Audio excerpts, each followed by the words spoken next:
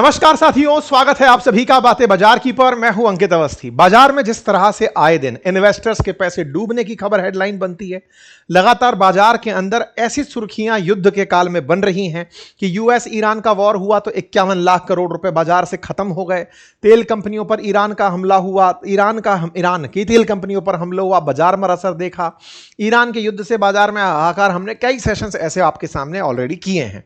लेकिन जब कोई खबर इस तरह से बनकर आए कि बॉम्बे स्टॉक एक्सचेंज का स्मॉल और मिड कैप इंडेक्स पिछले महीने 12 साल का बेस्ट रैली दिखा गया, यानी कि बाजार ने इतनी बढ़िया तरक्की दे दी और आप में से बहुत सारे लोग केवल इंतजार में रह गए कि यह कब हुआ जब बाजार गिर रहा है, दुनिया पैसा निकाल रही है और स्मॉल और मिड कैप इस तरह से कि लॉन्ग बेस्ट मंथ 14 साल का निकल कर आ गया। तो कारण जानने तो बनते हैं कि आफ्टर ऑल पिछले महीने में ऐसा क्या किया स्मॉल कैप और मिड कैप ने जो इतना तेजी से ऊपर चढ़ा, और क्या है जो एनालिस्ट्स हैं उन लोगों का प्रेडिक्शन फ्यूचर को लेकर। आइए इन सब चीजों के बारे में डिस्कस करते हैं। लाभ होगा या मुनाफा, लाभ होगा या घाटा, ये तो खैर आपकी ट्रेड बेनिफिट, ट्रेड हैबिट पर निर्भर करता है। लेकिन कई बार आपको क्या ट्रेडर्स कर रहे हैं और क्या एनालिस्ट सोचते हैं, यदि ये जानने का मन करे तो आज के सेशन में मैंने कमेंट बॉक्स के अंदर एक लिंक पिन किया है जिसमें एंजल वन के थ्रू आप लोगों को एक्सपीरियंस जो एक्शनेबल इनसाइट्स हैं वो उपलब्ध कराई जा रही हैं।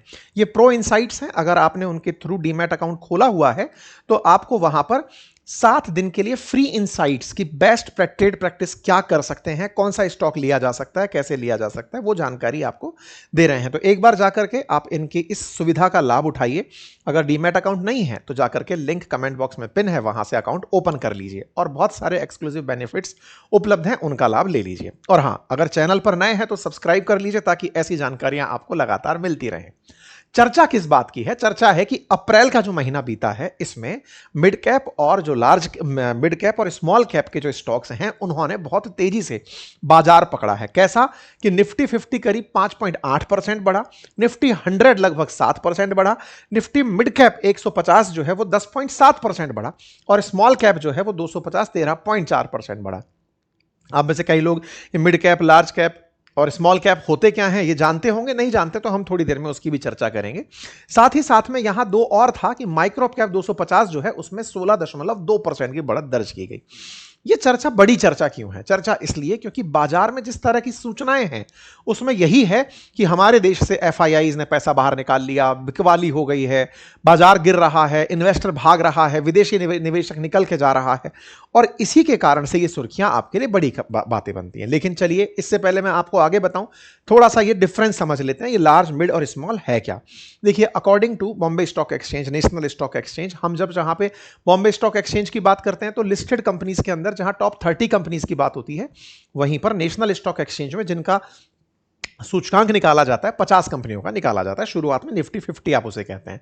बॉम्बे स्टॉक एक्सचेंज में जैसे आप सेंसेक्स कहते हैं, वो टॉप 30 कंपनियों का प्रोफाइल होता है। ऐसे में बॉम्बे स्टॉक एक्सचेंज के अंदर जो लिस्टेड कंपनी है उनकी टॉप 100 कंपनीज को लार्ज कैप कंपनीज कहा जाता है। ठीक है, national stock exchange, Bombay stock exchange लगभग टॉप 100 कंपनी एक जैसी लेकर चल रहे होते हैं।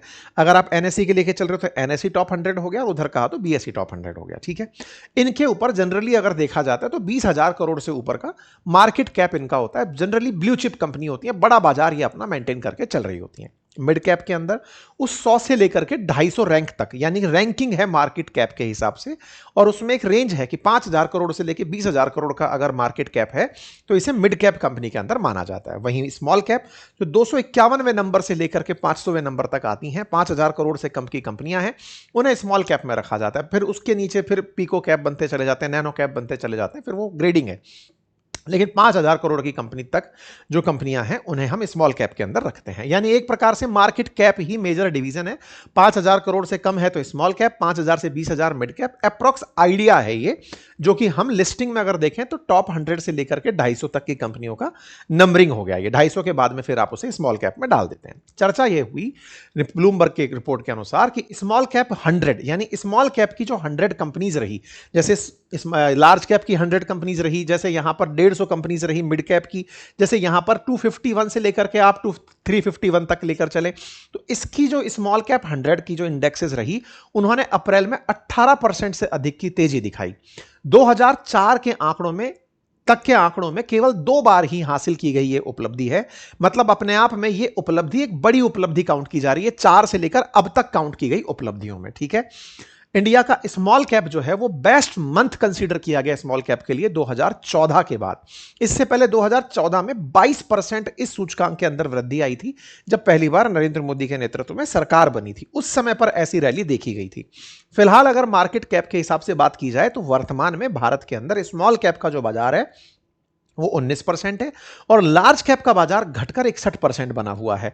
मतलब बाजार भारत में ऑलरेडी स्मॉल कैप और मिड कैप का बड़ा हो चुका है और ऐसे में स्मॉल कैप के अंदर इस तरह का परिवर्तन बाजार को एक अलग उत्साह देता है। एक चीज मैं यहां पर बता दूं कि जब आप सेंसेक्स का नंबर सुनते हैं तो उसमें स्मॉल कैप और मिड कैप का कोई रोल नहीं होता है, क्योंकि वो केवल टॉप 30 कंपनी से दिखाई देता है। तो आप हो सकता है कि कई बार ऐसा देखें कि बाजार तो गिर रहा है, आपको सुनाई दे रहा है कि सेंसेक्स गिरा, लेकिन स्मॉल कैप और मिड कैप उठ गया। क्यों उठ गया?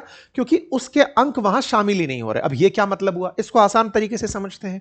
अगर मैंने आपसे कहा कि आपने 12th का एग्जाम दिया, उसमें 6 सब्जेक्ट थे आपकी, लेकिन जो मेरिट बनेगी वो केवल 3 सब्जेक्ट से बनेगी। अब 3 सब्जेक्ट के अंदर आपने परफॉर्म किया तो परसेंटेज तो आ गई, लेकिन बाकी 3 सब्जेक्ट्स और भी थे जिसमें भी स्कोर किया जाता है, लेकिन मेरिट में यानी परसेंटेज बोलते समय उन्हें काउंट नहीं किया जाएगा।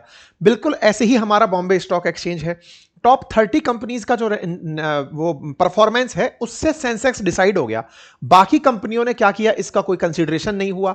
इसके चलते जो बाकी कंपनीज ने किया, जब आप उसे डिस्कस नहीं करते तो बाजार का कई बार सही एसेंस आपको पता नहीं रहता कि बाजार चल किधर रहा है। यही कारण है कि बहुत बार हेडलाइंस में जगह नहीं बना पाता। आप केवल यही सुनते हैं कि बाजार इतना टूटा इतना टूटा, क्योंकि वो केवल सेंसेक्स और निफ्टी 50 पर रिपोर्टिंग दे रहे हैं। ये स्मॉल कैप और मिड कैप की खबर बीच बीच में ही बाहर निकल कर आती है कि ये स्टॉक ऐसे क्यों उठ रहा है। जैसे बीच में ओला उठा था, हमने कवर किया था आपके सामने, तो ऐसे ही अब ये खबर उठी है तो ये सुर्खी बनकर आपके सामने आई है। ठीक है ना? तो इस तरीके से आप समझिए कि 1.75 लाख करोड़ रुपए की जहां निकासी हुई हो, वहां अप्रैल के अंदर केवल 44,000 करोड़ की निकासी हुई। मतलब बाजार से निकासी का दौर जारी था। विदेशी जो निवेशक था वो पैसा लेके जा रहा था और डोमेस्टिक इन्वेस्टर अपना पैसा लगाया जा रहा था। रुपया डॉलर के मुकाबले कमजोर हो रहा था, जियोपॉलिटिकल रिस्क बढ़ रहा था, क्रूड के जो भाव हैं वो बढ़कर $125 प्रति बैरल तक पहुंचने की बातें आ रही थी। लेकिन इसी बीच में मंथ टू डे अगर हम बात करें तो देश की कुछ मिड कैप कंपनीज ने जबरदस्त परफॉर्म करना शुरू किया। जैसे आप लास्ट ट्रेडेड प्राइस से देखें तो अप्रैल गेन जो है वो इन कंपनीज के जो आपके सामने लिस्ट है, अगर आप इनको देखें तो इनमें बढ़िया मिड कैप के अंदर ग्रोथ देखी गई और इसके पीछे कई कारणों को जिम्मेदार ठहराया गया। सबसे प्रमुख कारणों के अंदर अगर हम एक्सपर्ट्स की बात माने तो कारण कई हैं। उनमें से कई कारण तो यह है कि साहब मार्केट पहले ही बहुत लो में चल रहा था। मिड कैप स्मॉल कैप काफी लंबे समय से संघर्ष कर रहे थे।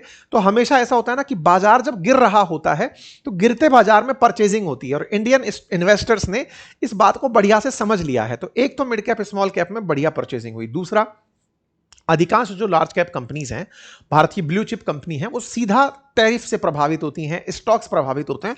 Mid cap large cap domestic players बड़े हैं, तो डोमेस्टिक डिमांड अभी भी बनी हुई है। इसके प्रभाव भी इसके अंदर देखने को मिले। यानी मिड कैप और स्मॉल कैप जो है वो लंबे समय से जहां स्ट्रगल झेल रहे थे, उन्हें ऊपर के गिरते बाजार में निवेशकों का एक समर्थन मिलता चला गया और वो इसके अंदर एंट्री करते चले गए। कुछ इस प्रकार की रिपोर्ट्स मानी गई।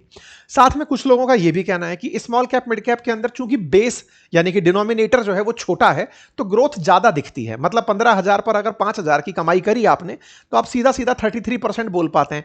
लेकिन वहीं 50,000 के निवेश पर 5,000 की कमाई की होती, स्टॉक महंगा था, 5,000 की एडिट हुई, तो उसमें परसेंटेज कम नोटिस होती है। इसलिए बोले यहां पर आपको ऑब्जर्व जल्दी होता है कि बाजार ने हमको बढ़ोतरी दी है। तो सबके कुछ लोगों के ऑब्जर्वेशन मेथड्स हैं और कुछ का कहना है कि बाजार में रियल में इस तरह की पॉजिटिविटी देखने को मिली है। अब सवाल है कि साहब क्या ये लगातार जारी रहेगी? देखो, इस बारे में संकेत तो सकारात्मक ही हैं। कहा भी जा रहा है कि मध्य अवधि जो इसके अंदर सुधारात्मक रिकवरी है वो देखने को मिल सकती है। लेकिन जहां तक बात हो जियोपॉलिटिकल घटनाओं की और एफआईआई की बिकवाली की, उनके असर को भी लेकर विशेषज्ञों की राय है, एनालिस्ट की राय है कि इस चीज के अंदर बहुत ओवर प्रॉमिसिंग होकर के एंट्री कर जाने की जरूरत नहीं है कि लीजिए साहब अब तो ये सब उठ ही रहा है, दिन पलट गए, अब तो पैनी स्टॉक खरीद के रख लेते हैं, बाजार बदलने वाला है। इस तरह की संभावनाएं से बचने की आवश्यकता है। यानी कि बाजार में लॉन्ग समय के लिए जो निवेशक है वो बैठ करके निवेश करते समय अति उत्साह में निवेश ना करें। और अक्सर मैं निवेशकों से ऐसे समय में, जब बाजार आपको लगातार ऐसी सूचनाएं देता हो जो अति उत्साह से प्रेरित ना होती हो, तो आपसे एक छोटी सी गुजारिश रहती है कि निवेश के कुछ नियमों की पालना करें, जो अक्सर हमने आपसे कई बार डिस्कस की है, कुछ अच्छे लोगों से भी आप तक पहुंचवाई हैं, कि आप निवेश वही करें जो आपकी सेविंग्स है, निवेश वही करें जिसे निवेश कर सकते हैं, जरूरत का पैसा निवेश ना करें। जोखिम अगर आप उठा रहे हैं तो जोखिम आप समय का उठाएं कि मैं कितने लंबे समय तक के लिए निवेश कर सकता हूं, आवश्यकताओं का जोखिम ना उठाएं। ठीक है साहब। निवेश करने से पहले डॉक्यूमेंट्स को डिटेल में पढ़ें, समझें, चुनिंदा शेयर को देखें, बड़ा निवेश करने से बचें, डाइवर्सिफिकेशन को फॉलो करें। ये कुछ हमारी एनी टाइम आपके पास राय रहती है। खबरों से प्रभावित होकर पता चले कि इन्होंने कह दिया चलो अब चलते हैं, भैया मैं आपसे फिर कहूंगा अपनी रिसर्च प्रॉपर करें। हमारा काम आप तक खबरों का विश्लेषण करना है, कारण बताना है, काम तक पहुंच जाए, चीजें काम की हो, आपको अच्छी लगे तो आप उन्हें आगे बढ़ाएं। बस इतनी सी आपसे गुजारिश रहती है। धन्यवाद।